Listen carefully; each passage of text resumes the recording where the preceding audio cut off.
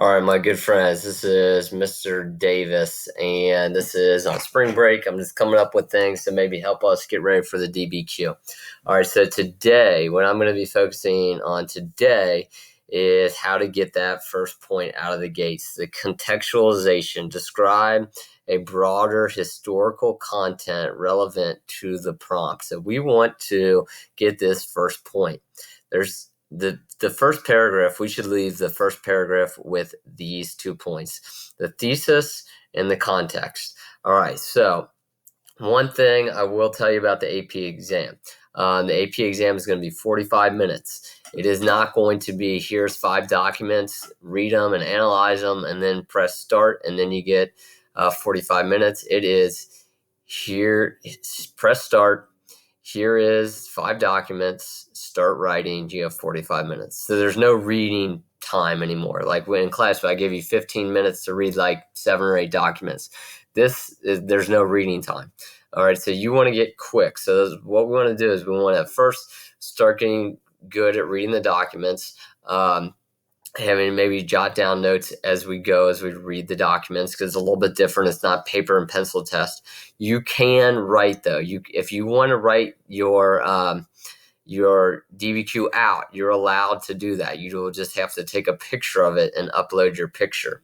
So I don't. And if I was you in that situation, whatever you're more comfortable with, writing it out or typing it. Just because we've been doing it pen and paper, maybe that's a little bit easier for you, but I know some of you guys like to type better. But and then it does present a little bit of a challenge as you don't have the paper copies. I do not think you will be allowed to print them out. I'm assuming just because of they want to keep everything authentic. I don't think they're going to allow you to print it off. You're probably going to be allowed to highlight on it though, and mark it up with some type of with pen app or something like that. But you won't be able to print them out, but you're allowed to type it or write it. Okay, so it is a 10-point DBQ. Okay, it's usually 7. Now it's 10 points. History teachers that I've talked to think that probably a 5 or 6 out of 10 is going to get you college credit. So if we do this right, we should exit the first paragraph with 2 points. 1 point for contextualization, 1 point for thesis. So what we're going to focus on today is how to get the context point. So I'm just going to I was working on something and I didn't like kind of what I was doing. All right, so the prompt that we were been asked to, and I modified it a little bit. I said, in the 13th century, please analyze the political and economic impact of the Mongols on world history prior to the Age of Exploration. It could be, if you got something about the Mongols, it might say compare the Mongols to how the Europeans colonized or something like that. It could be a compare contrast. But this one is just asking you to analyze political and economic impacts of the Mongols in world history prior to the Age of Exploration. So they're saying the 13th century. So that is the 1200s. So another fact of this test is that it is considered quote unquote open notes, meaning obviously you're taking this at your house. They can't check if you're reading. They don't even say don't read your notes. They just say get it done in 45 minutes. So you're allowed to have all of your notes out. So we are going to have a bunch of spice charts for every topic that could be on the AP test. We're going to have them organized, and we'll have them at your disposal if you can print them out, to have them with you so you can kind of refer back to your notes as you write your essay. If you can refer back to your notes, you should be able to put 3 points about the Mongols that paint the picture of what's going on in the world. That should not be a hard task. 3 points about the Mongols. So just kind of going fast here. I don't want this to be a forever video. So you want to have 3 facts that paint the scene about what was going on when the Mongols burst on the scene. So, and I just brainstorming here. I just think of Genghis Khan. Okay. And then I think of the Yuan Empire.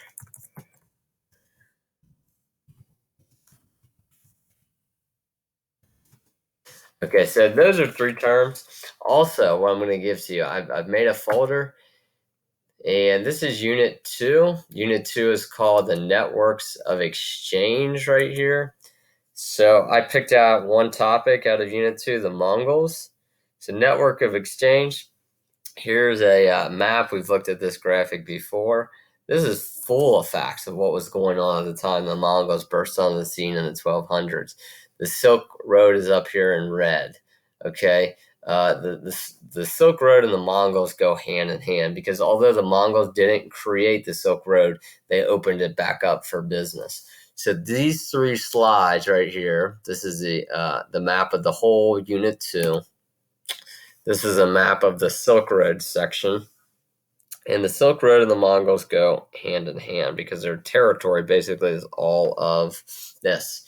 So if you just looked at these two slides, you have more than enough of what you need to paint the scene of what was going on. You see, they use their governing system, politics. They use the Khanates. They conquered a wide vast of people, different ethnic backgrounds, different religious backgrounds. They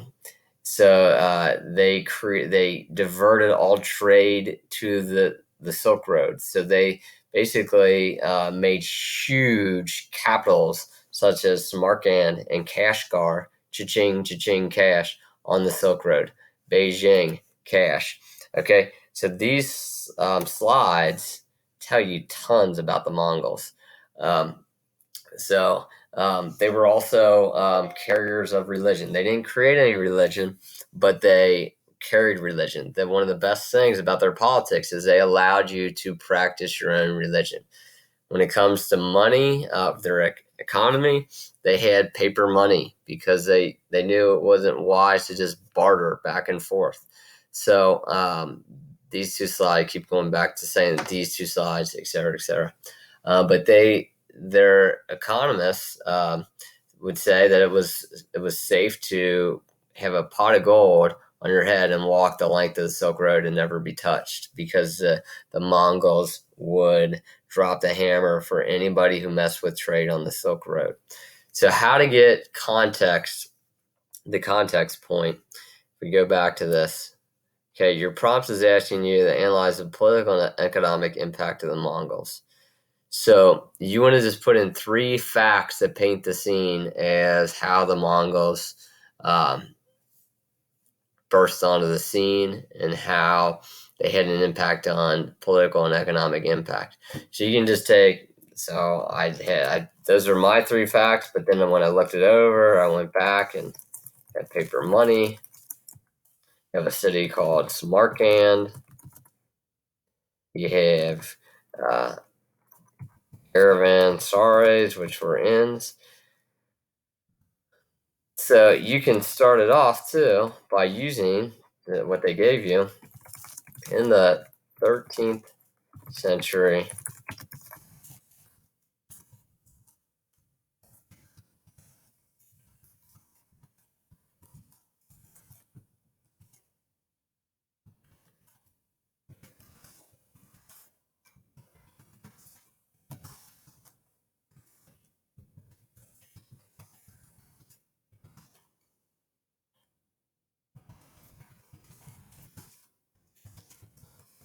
Okay, so I use that in the 13th century, the Mongols burst on the world stage, conquering more territory than Romans in a shorter amount of time. That's actually one piece of conceptual evidence.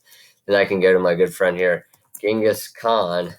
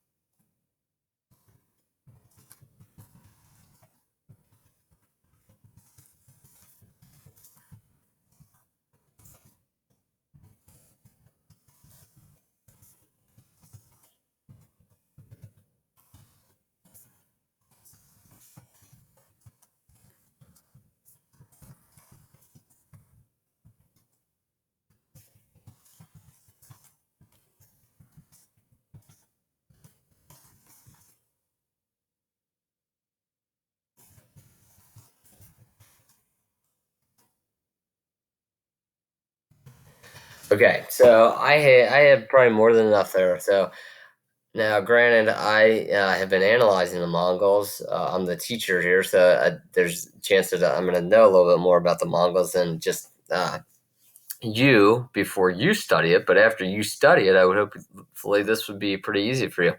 So I said in the 13th century, the Mongols burst onto the world stage, conquering more territory than Romans in a shorter amount of time. Genghis Khan was an unlikely hero, galvanizing these nomadic horse warriors. By using inventions such as the horse saddle and stirrups, they raced across the plains of Asia into the Middle East and Russia. Soon, major empires had fallen to these unlikely beasts. Okay, so that is my context. That's not my thesis statement because a lot of these things you cannot argue. So a thesis statement is your argument. But with these types of words, by having a spice chart in front of you, by being organized topic by topic, we can pick out vocabulary terms and we can help set up our first paragraph of our essay. So that's how you get your context point. You have like 3 vocabulary terms that you can tie to the prompt that can set the scene. It is 1 point. It is a point that you cannot lose if you want to get college credit. You have to get the context point. And lastly, what I'll say here is there's been some talk that some students, not this class, but just across the country, teachers have talked about students wanting to take the exam together. That is a bad idea. Do not have a chat going on when this is going on. Do not be calling each other on the phone, texting each other.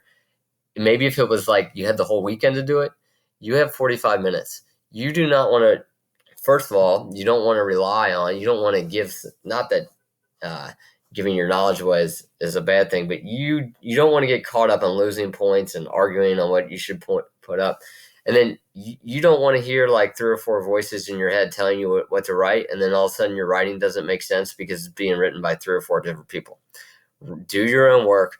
Do not, get on a group chat. It's not going to help you. What it will help you is having all your facts organized, being patient, being calm. There's a chance that the prompt at first might look totally foreign, like it's written in Japanese, but when you read through the documents, the prompt will make more sense.